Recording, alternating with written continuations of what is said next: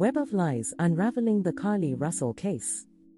Carlee Russell, a Hoover, Alabama resident, vanished into the sweltering summer night after an otherwise ordinary day. A part-time employee at the Woodhouse Spa at the Summit, Carlee had just finished her shift and swung by Tzatziki's at the Colonnade to grab a bite for herself and her mother.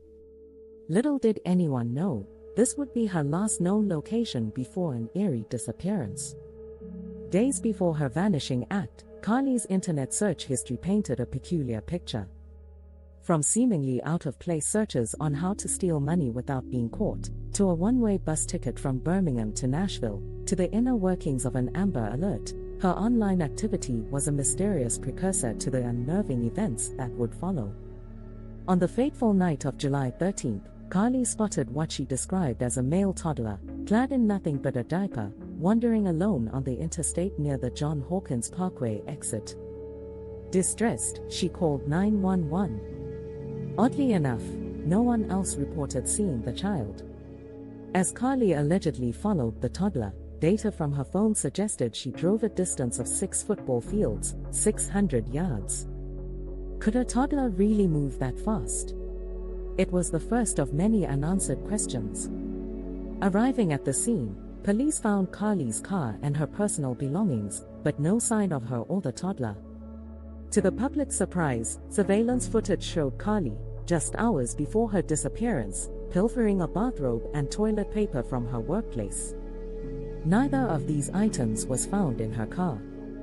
Despite numerous searches and investigations, Carlee seemed to have vanished into thin air, leaving behind a wake of questions and a cloud of mystery. 2 days later, Carlee emerged from her inexplicable absence, a sight that brought relief mixed with bewilderment. Walking down the sidewalk alone, she returned home, appearing disoriented. Upon medical examination, she bore a minor injury to her lip, $107 stashed in her sock, and no trace of drugs or alcohol in her system. Her chilling tale added a further layer of intrigue to her case. She claimed to have been abducted by a man with striking orange hair and a woman whose voice she heard but never saw. In her recounting, she ended up in the trailer of an 18-wheeler, held against her will, and was possibly photographed. Her captors treated her oddly, feeding her cheese and crackers and even playing with her hair. Law enforcement, however, greeted Carlee's story with skepticism, citing that most of her initial statements failed to align with their investigation. They assured the public that there was no threat related to her case, but questions swirled around Carlee's experiences. Had she concocted an elaborate story, or was there a grain of truth to her ordeal?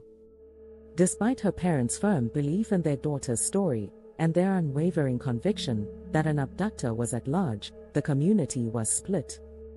Some questioned Carlee's credibility, casting shadows of doubt over her tale.